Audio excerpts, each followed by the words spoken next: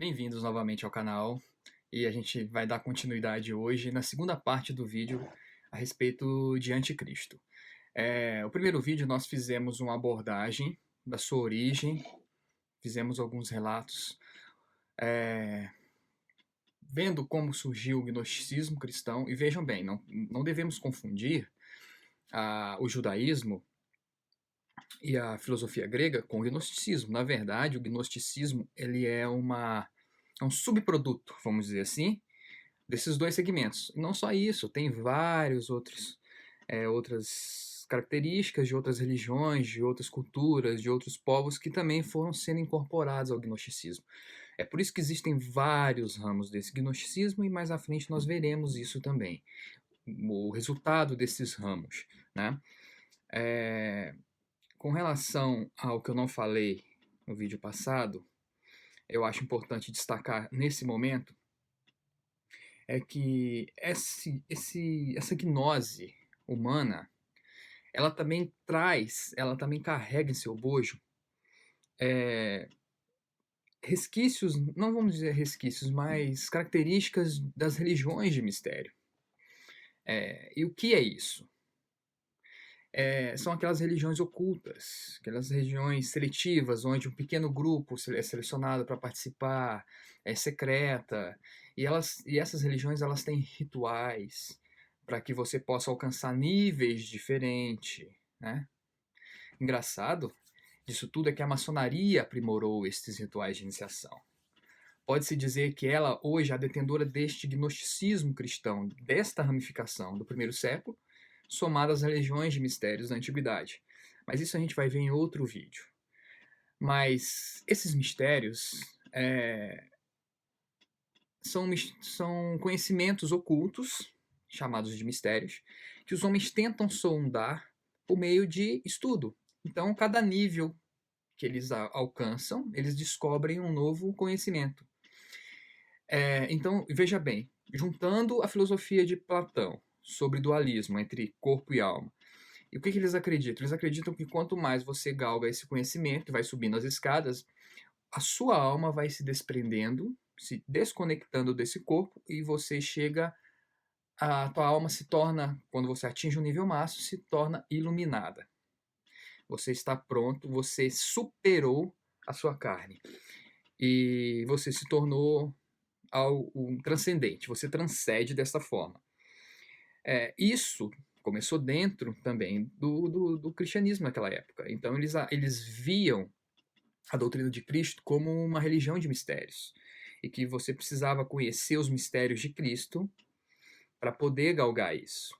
Então veja que quando Paulo escreve a respeito, eis que vos declaro o mistério, sempre que ele faz isso, ele está combatendo o ensino específico do gnosticismo daquele tempo. A gente viu isso em 1 Coríntios 15, 54, no vídeo passado. Por causa desse ensino gnóstico, é que ele traz sempre esse termo, eis que vos declaro o mistério. Na verdade, Paulo está ali refutando o padrão que eles tinham de conhecimento. Entendeu? E João faz a mesma coisa. João combate isso em seus escritos. Todo espírito que não confessa Jesus não procede de Deus. Pelo contrário, este é o espírito do anticristo, a respeito do qual tendes ouvidos que vem e presentemente já está no mundo. A influência dessa gnose do primeiro século, ela é tão grande, ela é tão poderosa nos dias de hoje, que o conceito do gnosticismo para a interpretação dos textos bíblicos, ela tomou conta. Então eles consideram, hoje em dia todo mundo que lê espírito considera espírito com conotações místicas, como se seres estivessem por este mundo como fantasmas, esperando uma oportunidade de se manifestar. E isto é um ensino do gnosticismo daqueles tempos que permeia toda a doutrina hoje. Então veja bem, isso não é espírito. Espírito é pneuma. E a pneuma tinha vários significados, várias explicações filosóficas e culturais também. Se você pegar o dicionário Strong, você vai ter uma relação do que pneuma significa. E você vai ver ali que tem muito gnosticismo para interpretar essa pneuma. Agora, o que é espírito, então? Espírito não é nada além do que um princípio vital pelo qual o ser humano pode sentir, pensar, decidir e fazer escolhas. Por essa razão, quando as Escrituras fazem referências a espírito, espírito de Cristo, espírito do homem ou espírito do mundo, está se referindo à mentalidade. É um conjunto de ideias, de pensamentos, de raciocínio ideológico, vamos dizer assim, o resultado de tudo que é gerado no pensamento. Portanto, quando João está se referindo ao espírito do anticristo, nesse texto, está apontando para a maneira de pensar do anticristo, uma mentalidade que substituiu a mentalidade deixada por Cristo. E segundo João, esta mentalidade estava presente em seu tempo. E é justamente essa mentalidade também que Paulo combate, quando ele utiliza-se da palavra mistérios em seus escritos. Então tem tudo a ver com o período daquele tempo. Então nós precisamos conhecer. E é a respeito desta mentalidade que operava já no mundo é que iremos abordar a partir de agora.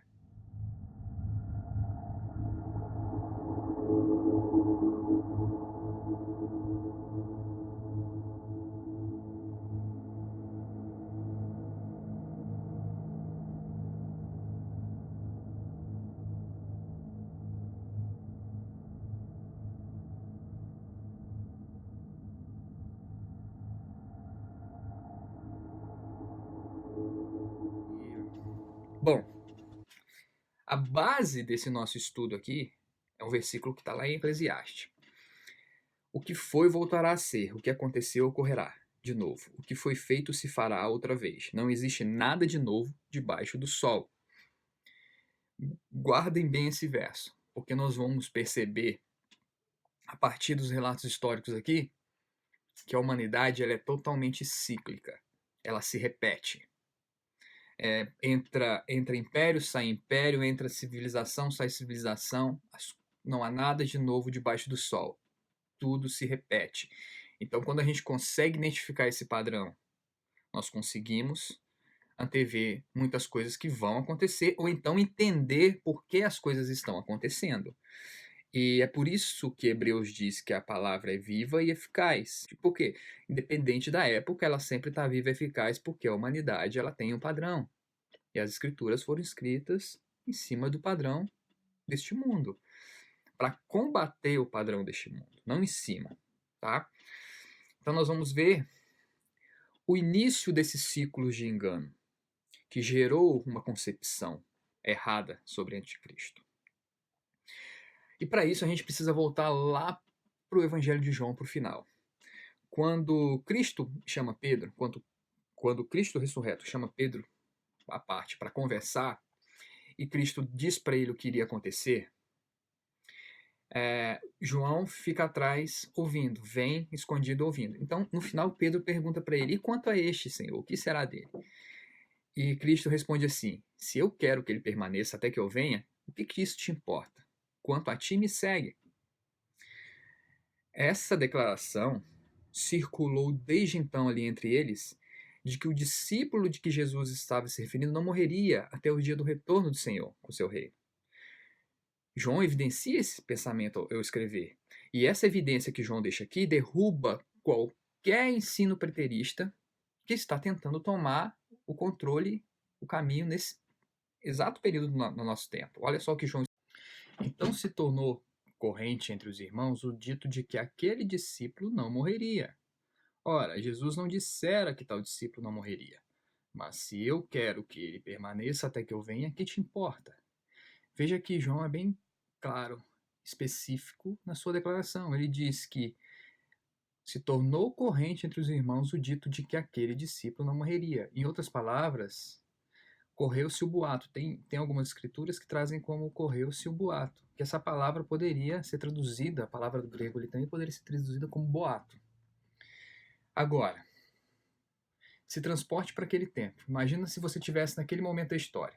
O que você pensaria? Qual seria o assunto debatido entre os irmãos ali?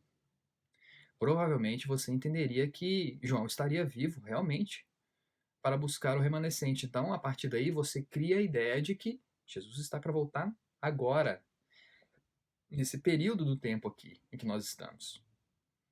Porque João estará vivo. Na verdade, foi exatamente isso que aconteceu. Só que João Ele diz: não foi isso que ele disse. Não foi isso que Jesus disse. Ele disse que se eu quiser que ele permaneça até que eu venha, o que que isso te importa? Ou seja, se preocupe com o que vai acontecer contigo, não se preocupe com o próximo nesse quesito, não se preocupe com o chamado de João, se preocupe com o seu, Pedro. Então, os rumores de que Cristo voltaria ainda naquela época se espalha por todo o Império Romano. A notícia de que alguém muito poderoso e superior aos homens, ele retornaria para tomar o poder das mãos dos romanos, ganha força até chegar aos átrios do palácio do imperador.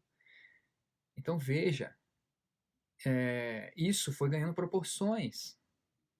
E as pessoas foram se aderindo ao reino de Cristo, mas também defendendo a ideia de que o Império Romano cairia, exatamente como os judeus faziam na época em que Jesus veio. Eles defendiam isso em Jerusalém. Nero, que era o imperador daquela época, e sua personalidade fazia fama entre as províncias. Para os cristãos, ele era um ser desprezível, esquizofrênico, inclinado à homossexualidade, e que praticava tudo aquilo que era contrário à doutrina de Cristo. E a vida de santificação pregada e vivida pelos apóstolos. Então você imagina, Paulo diz que muitos se infiltraram ensinando falsas doutrinas no meio deles. Então você imagina, essas falsas doutrinas vieram dos judeus, assim como existia no judaísmo. Eram os judeus que supostamente se convertiam, porque foi deles que veio o gnosticismo. A soberba começou a tomar conta de alguns que se diziam cristãos, acreditando que o fim daquele reinado, tirano e cruel, ele estava chegando ao fim. E por isso eles não tinham medo de confrontar o imperador em suas práticas. Isso tudo só aconteceu porque um outro evangelho começou a ser pregado. Um evangelho parecido com o que os zelotes acreditavam antes da vinda do Messias. Mas agora estava carregado por mistérios do gnosticismo do final daquele século. Recorda-te de Jesus Cristo, ressurreto dentre os mortos, descendente de Davi, segundo o evangelho que tenho ensinado, pelo qual sofro a ponto de ser preso como criminoso, mas a palavra de Deus não está algemada. Imagina a tensão no ar naquele período da história. Os rumores de que um rei viria tomar o cetro do Império Romano e se fazer rei absoluto e soberano sobre eles. Muitos que se diziam cristãos passaram a proferir juízos a respeito do comportamento dos ímpios, dos gentios. Então, veja que a carta de Romanos, quando ela foi escrita por Paulo, logo no início ela combate justamente esse tipo de juízo leviano. Né? E não é por outro motivo. Aquele povo estava soberbo. E hoje é diferente no cristianismo. Analise. Será que o nível que eles acham que tem de conhecimento de Cristo, da doutrina de Cristo, deixou eles soberbos ao ponto de proferirem juízos ao outro, ao próximo, ao governo, aos líderes? Será que naquele tempo era diferente? Claro que não. Então, eles começaram a condenar as práticas do imperador romano, que era uma pessoa totalmente diferente à fé deles, que sequer tinha comunhão com eles. Será que esta era a vontade do Pai? Será que aqueles homens haviam compreendido de fato os ensinos de Cristo para que toda a humanidade fosse conduzida até o seu Criador? Não foi por outro motivo que Paulo escreveu a esse respeito. Recomendo que se façam súplicas, orações, intercessões e ações de graça em favor de todas as pessoas, pelos reis e por todos os que exercem autoridade, para que tenhamos uma vida tranquila e pacífica, com toda piedade e dignidade. Isto é bom e agradável diante de Deus, nosso Salvador, o qual deseja que todas as pessoas sejam salvas e cheguem ao pleno conhecimento da verdade. Por causa de seus comportamentos desviados da verdadeira doutrina, os cristãos se tornaram inimigos em potencial do governo romano. Daí pergunto, seria diferente nos dias de hoje? Será que o que estamos vendo acontecer com os atuais cristãos não é um sinal de que eles também estão desviados por adotar doutrinas equivocadas a respeito do Evangelho de Cristo? A doutrina cristã que se encontra nos dias de hoje está tão distante da deixada pelo Filho que se perverte até textos simples como este para justificar o injustificável. Eles não compreendem o que é orar. Veja o que Tiago diz: vocês não têm porque não pedem. Quando pedem, pedem da maneira errada. Então, será que eles estão orando da maneira certa para os governantes? Veja que o texto em si só se completa. Ele diz que qual é o motivo dessa oração? É para que eles vivam em paz, para que eles não tenham perseguições de governos. E também para que as pessoas sejam alcançadas e elas possam chegar ao pleno conhecimento da verdade. Eu te pergunto, esse tipo de oração, esse tipo de levante que o cristianismo está fazendo, está alcançando as pessoas para serem salvas? Está levando a elas o pleno conhecimento? Ou é uma soberba transvestida de verdade, que está levando cada vez mais para o buraco? E não é à toa que estão sendo perseguidos por todos os lados. Estão sendo atacados por todos os lados. Não tem paz. Então, não estão cumprindo de acordo com o que era para ser feito. Orar não é no sentido de para que eles possam governar bem, para que eles possam fazer justiça social, para que eles possam diminuir os impostos. É no sentido de que eles nos deixem em paz para fazer. Mas como é que vai deixar em paz se eles não estão com a doutrina correta? Além dos cristãos, Nero via como oposição ao seu domínio tirano o próprio Senado romano. Isso tudo começou quando ele teve a brilhante ideia de reformar a cidade inteira de Roma. Ele queria construir uma metrópolis para ele, reformar as cidades com um projeto urbanístico dele, reformar os templos e em cada templo colocar uma estátua sua no lugar da estátua do deus Júpiter, que tinha em cada templo romano. Na verdade, ele queria se fazer Deus. Ele queria se tornar o Deus de Roma. Só que o Senado barrou esse tipo de aplicação pública. O Senado é quem controlava as finanças. É o Senado quem controlava as políticas públicas. Ele era o imperador, mas ele tinha um poder moderador por trás, que era o Senado. Hoje não é diferente. Nós adotamos o estilo republicano de Roma. E mais à frente eu vou explicar onde isso se encaixa dentro de Apocalipse e dentro do livro de Daniel. Esse estilo republicano adotado dos romanos, da Idade do Ferro. E vejam que ele não gostou nada disso. Na verdade, Nero não gostou nada disso. Alguns historiadores falam sobre isso. É muito raro você encontrar algum texto sobre essa questão. Existem muita divergência e muita polêmica. Mas o fato é que em 64 d.C., Roma é incendiada. E a cidade queimou por 7 dias ininterruptos. Enquanto isso, Nero estava em sua casa de verão, tocando seu instrumento e cantando e compondo músicas, canções, esperando o fogo baixar. E quando tudo acalmou, ele surge com uma solução mágica. E ele faz algo inesperado para aquela época. Ele pega das suas reservas pessoais e dá para as pessoas que perderam tudo. E além disso, ele cria um fundo para fornecer alimento aos desabrigados. Veja, Nero sempre foi um homem cruel por natureza, mas ele soube cativar o povo romano. Ele se tornou então o primeiro tirano popular e aclamado pelo povo. Será que isso te faz lembrar alguma coisa dos nossos tempos? Será que a mentalidade daquele tempo, que começou a surgir naquele tempo, tem a ver com a mentalidade ideológica levantada por Marx e todos os tiranos populares que vieram nos últimos 200 anos em nosso cotidiano?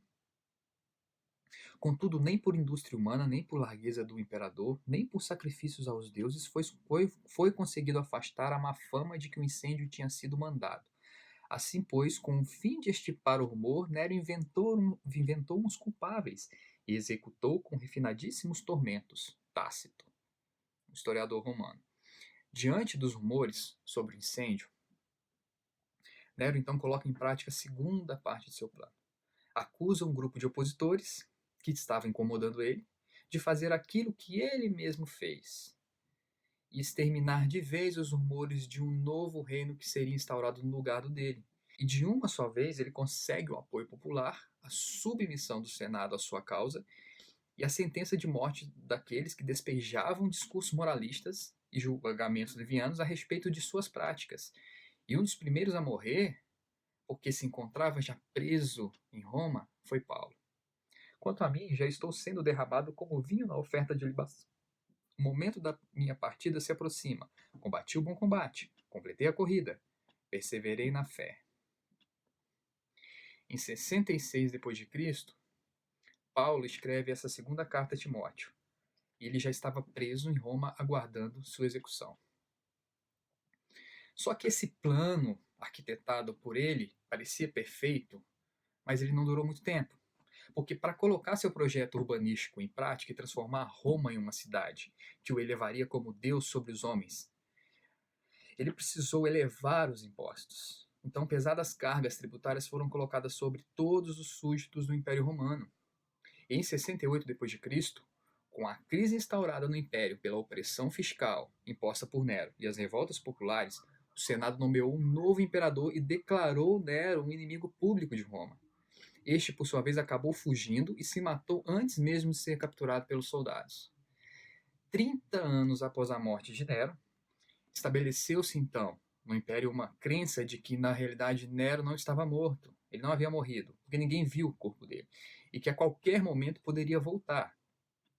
Este fato ele ganhou tanta repercussão mundial naquela época que 400 anos mais tarde, Agostinho de Hipona nomeou a história como a mais importante crença popular de todos os tempos. Agora vamos voltar aos rumores de que João estaria vivo quando Cristo retornar. No ano 70 d.C., o templo em Jerusalém é destruído pelos romanos. E João ainda estava vivo. Em 85 d.C., João ainda estava vivo. Em 90 d.C., João ainda estava vivo. Enquanto todos os apóstolos já haviam morrido por perseguição, por execuções, João estava vivo. E neste período, o imperador era Domiciano. E provavelmente cansado desta doutrina que anunciava um reino eterno em substituição ao reino romano, e associando o cumprimento dessa suposta profecia à vida de um único homem, a vida de um único homem que ainda se encontra vivo, o imperador manda jogar João em óleo fervente. Mas o inesperado acontece, João não morre. Diante disso, o imperador decide isolar o apóstolo e o envia para a ilha de Patmos, uma ilha-prisão, a 100 quilômetros de Éfeso. E João só retorna em meados de 98.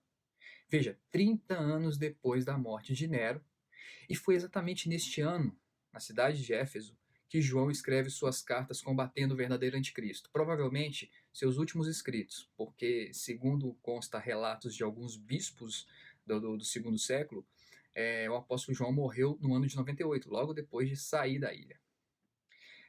Quando ele retorna, a crença popular já havia tomado conta do meio cristão, e todos associavam Nero a uma espécie de opositor a Cristo, o próprio mal encarnado, para se opor ao reino de Cristo, o filho de Satanás, para se opor ao filho do Criador. Essa mesma concepção dualista ensinada por Platão e pelo judaísmo a respeito de um Deus bom e um Deus mau. A doutrina dualista, ela foi levantada pelo gnosticismo cristão em um momento em que ficaram entregues aos falsos apóstolos e profetas, porque já não existiam mais os apóstolos para instruí-los. E estes ensinos falsos passa agora a fazer parte da doutrina de Cristo, começa a se infiltrar. E foi debaixo dessa mentalidade, então, que João, ao perceber o que estava acontecendo, escreveu: Filhinhos, esta é a proximidade de um tempo que já foi definido. Assim como ouviste que o anticristo está chegando, mas agora muitos anticristos têm surgido, por isso sabemos que esta é a proximidade de um tempo que já foi definido. Eles saíram de nosso meio, mas na realidade não eram dos nossos, pois se fossem dos nossos, teriam permanecido conosco. Veja que eu estou trazendo aqui algo que você não vê em nenhuma Bíblia. Essa palavra, eschatos, é um superlativo de quantiguidade. E quantiguidade é o mesmo que proximidade. É sinônimo de proximidade. Proximidade de quê? A palavra hora, do grego, significa um tempo que já foi determinado. Então, que proximidade é essa? De um tempo que já estava determinado para acontecer e que eles, os apóstolos, já sabiam que ia acontecer por intermédio do Espírito Santo. Ou seja, João estava comunicando ali que um determinado momento estava se aproximando. Assim como Paulo fazia em suas cartas ao revelar o que precisava acontecer antes do retorno de Cristo e da ressurreição dos mortos. Mas como a ideia de um anti-messias passou a permear a mente dos cristãos, já logo naquele início, e como eles associavam a vida deste personagem como sendo o desfecho final de uma batalha, as traduções adotaram a frase "a última hora". Pegaram a palavra que deveria ser de proximidade ou vizinhança, colocaram como se fosse última, e hora como hora. Então, fazendo referência aos profetas também, como se este fato estivesse se referindo às horas finais que antecedem a volta de Cristo. Mas isso não era o que João estava comunicando ali. As traduções, a partir desta nova mentalidade que passou a permear os cristãos daquele primeiro e segundo século, fizeram isso. Passaram a... E olha só o que foi escrito no ano 260, que provavelmente foi a base para traduções desses textos de João, por exemplo. Então, sem dúvida, o mundo terminará quando ele aparecer. Ele mesmo dividirá o globo em 3 poderes dominantes. Quando, além disso, Nero será levantado do inferno. Elias virá primeiro selar os amados destas coisas. A região da África e da nação do norte. Toda a terra por todos os lados durante 7 anos devem tremer. Mas Elias deverá ocupar a metade do templo. Nero deverá ocupar metade. Então a prostituta Babilônia, reduzida a cinzas, suas brasas dali avancem para Jerusalém. E o conquistador latino dirá então: Eu sou Cristo, a quem vocês sempre oram. E, na verdade, os originais que foram enganados combinam-se para louvá-lo. Ele faz muitas maravilhas, pois é o falso profeta. Olha a confusão doutrinária. Mistura falso profeta com Babilônia e fazem 7 anos. Daqui você vê de onde surgiu a doutrina da paz de 7 anos. Isso não está nas escrituras. E ao longo dos vídeos desse canal, se você não é inscrito, inscreva e acompanhe todas as séries que eu vou começar a fazer aqui. Ao longo eu vou mostrar que não existe nenhuma paz de 7 anos. Em lugar nenhum das escrituras você vai encontrar isso. Isso é uma interpretação que eles deram a partir do momento que eles passaram a olhar para o anticristo como sendo primordial para que viesse, como se ele fosse promover este engano. Ele é a dualidade. Lembra que eu falei sobre a dualidade de um Deus? É exatamente isso. Então, se existe um Deus duplo, então vai existir um filho do Deus mau para tentar enganar e tentar o domínio. Então eu pergunto, Nero era cristão? Em algum momento ele se converteu ao ouvir o evangelho da salvação? Ou será que ele realmente ouviu o verdadeiro evangelho da salvação? Então por que ele foi considerado o primeiro anticristo? Sendo que ele nunca foi ou disse ser de Cristo, conforme João mesmo escreve para estabelecer os padrões do que vem a ser anticristo.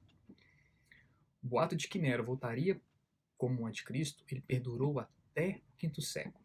E a concepção de que anticristo é o adversário do Messias se estabeleceu mediante princípios de uma doutrina dualista, que nós já vimos no primeiro vídeo. Assista o primeiro vídeo se você ainda não assistiu.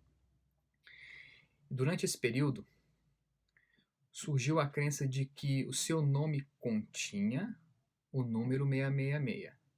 E eles chegaram a essa conclusão ao fazer uso da gematria, contida no Talmud babilônico. Esse era um ensino babilônico que os judeus aplicavam para interpretar profecias dentro da Torá, aplicando números correspondentes às letras do nome, que após um cálculo resulta em determinado número. E nesse caso aqui, o resultado do cálculo do nome de Nero César deu 666, como muitos hoje dão também. Acontece que, para o Altíssimo, o uso da gematria é o mesmo que a adivinhação. É o mesmo que fazer uso da numerologia para desvendar o futuro ou revelar profecias. Isso, meu caro, não é somente um fruto da carne, como a gente vê em Gálatas, mas também algo detestável aos olhos do verdadeiro Deus, como se vê em Samuel. Veja que quando aqueles que se dizem cristãos levantam a ideia de um anticristo pessoal, que assim como Cristo viria ao mundo para representar o seu pai, neste caso seria o pai dele, Satanás, está, na verdade, colocando uma doutrina que substitui a doutrina trazida por Cristo. Uma doutrina que se coloca no lugar da doutrina ensinada por Cristo. Está considerando uma batalha por poder, uma batalha pelo governo da terra. Está considerando a existência de dois deuses em guerra pelo controle do mundo, onde um é o bom e o outro é o mal, onde o tem como arma o engano e o outro a verdade. Está desconsiderando tudo que os profetas Cristo e os apóstolos ensinaram a respeito da condição humana, do caráter do Altíssimo, da missão do Filho. Está desconsiderando que aquele que existe é o soberano e tem sob seu controle tudo que ele mesmo criou para sua glória e própria alegria.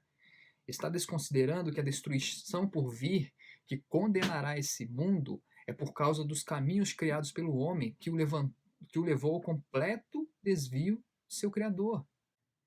Está desconsiderando que a destruição é por quebrarem a aliança e que esta destruição é o resultado da justiça do Pai, e que, por ser justo, também é benevolente ao ponto de ter enviado seu Filho com a finalidade de resgatar todos que desenvolverem a verdadeira submissão ao Pai, tendo como exemplo o Filho, antes que a destruição determinada por sua justiça se complete, para que então eles recebam essa proteção na forma de uma vida eterna, como também Cristo recebeu mediante a ressurreição dos mortos.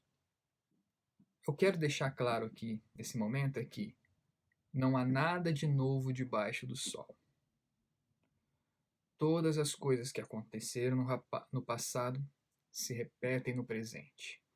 E esse padrão nós precisamos investigar, nós precisamos ter em mente para que nós possamos nos preservar e manter os joelhos em pé, os joelhos fortalecidos e mantermos em pé.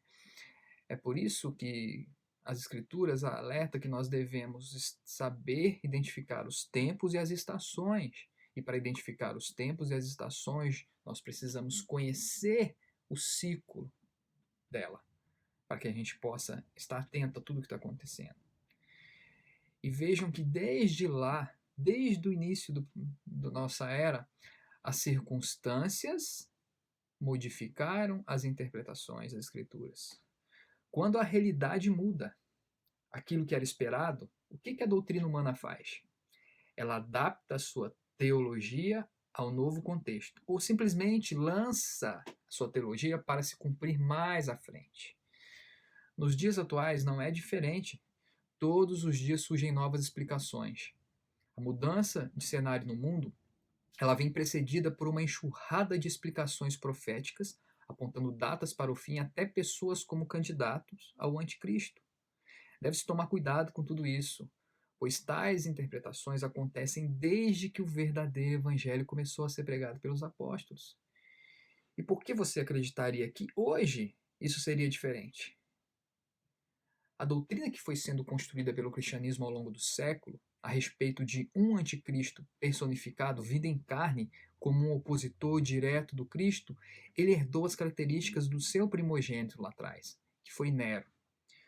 Todo esse padrão a respeito de como será o anticristo, ele herdou a personalidade, feitos e fama do primeiro imperador romano, a ganhar o título de encarnação de Satanás, em um período em que a mentalidade dualista se fundiu com o gnosticismo cristão daqueles que se diziam ser nossos, mas na verdade nunca foram. O caráter tirano, o caráter homossexual, o caráter imprevisível, o caráter popular,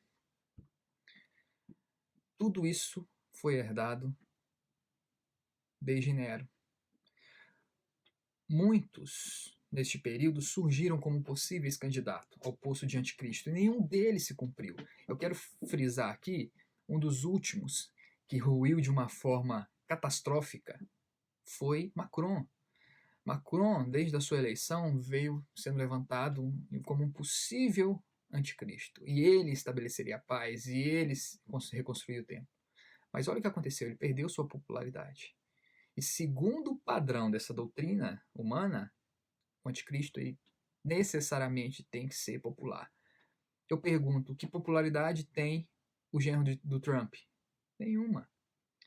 Então, essas coisas que a doutrina humana tenta levantar a todo custo e fazer com que elas se cumpram, ela tem um propósito por trás. E esse propósito está por trás da doutrina ramificada pela maçonaria após a Revolução Francesa, dentro do protestantismo. Nós vamos ver isso em outros vídeos daqui para frente também. Agora veja o que o verdadeiro Deus, o soberano, o eterno, o Altíssimo, diz o que vai acontecer com estas falsas doutrinas e esses falsos profetas que têm levantado e tentado fazer com que essa doutrina permaneça até que venha o fim. Eis que minha mão se oporá vigorosamente contra os profetas que pregam falsas visões e proferem adivinhações mentirosas, visto que fazeis meu povo desviar-se da verdade pregando-lhe paz, quando na verdade não há possibilidade alguma de paz, e quando labutam na construção de um muro fraco e tentam esconder sua fragilidade rebocando com argamassa e passando cal. De um momento para o outro, despedaçarei o muro que fora caiado por vós e o arrasarei de tal forma que até os alicerces ficarão à mostra. Quando ele cair, e com ele a cidade, sereis igualmente aniquilado. E chegareis à conclusão de que eu sou o Senhor. A palavra ela confirma que estas doutrinas escatológicas levantadas pela humanidade, pelo cristianismo gnóstico, ela jamais irá se cumprir. Porque este é um muro que foi levantado e caiado pela doutrina humana, e não pela doutrina contida nos escritos proféticos e nas palavras ditas por Cristo. O anticristo personificado em um único indivíduo nunca surgirá e por isso nunca será estabelecido um decreto de paz, conforme a doutrina humana tem clamado. Porque para esse decreto de paz existir, a doutrina humana necessita de um anticristo físico. E para isso também acontecer, necessita de um templo construído em Jerusalém. E é por isso que ano após ano esta doutrina ela é frustrada e as circunstâncias modificam o candidato, como modificam as consequências. E essas doutrinas relacionadas ao anticristo como indivíduo, reconstrução do templo em Jerusalém, paz e 7 anos, ela vai perdurar até que a guerra que está para eclodir aconteça lá em Israel, eliminando esse Estado sionista e qualquer possibilidade de uma reconstrução de um terceiro templo. Porque quando eles estiverem clamando por paz e segurança, repentina destruição virá sobre ele. Não é quando eles estabelecerem uma falsa paz, mas quando estiverem clamando por essa paz, por esse decreto, é que repentina destruição virá sobre eles. Mas esse é um assunto para um outro vídeo que nós veremos mais à frente. Agora, nos próximos vídeos, nós começaremos a ver estes muitos anticristos que surgiram, que saíram de dentro do corpo de Cristo, ou pelo menos julgavam ser de Cristo. Iremos ver o que eles ensinam e como eles substituíram o verdadeiro Cristo por falsos cristos, como o próprio Messias em Mateus 24 e Lucas 21 alertaram que iria acontecer e pediram para que o povo não o seguisse. Nós vamos ver que esses que saíram de dentro, mas não eram, criaram doutrinas que levaram o cristianismo e todo o mundo ocidental para outros que se colocaram no lugar do verdadeiro Messias.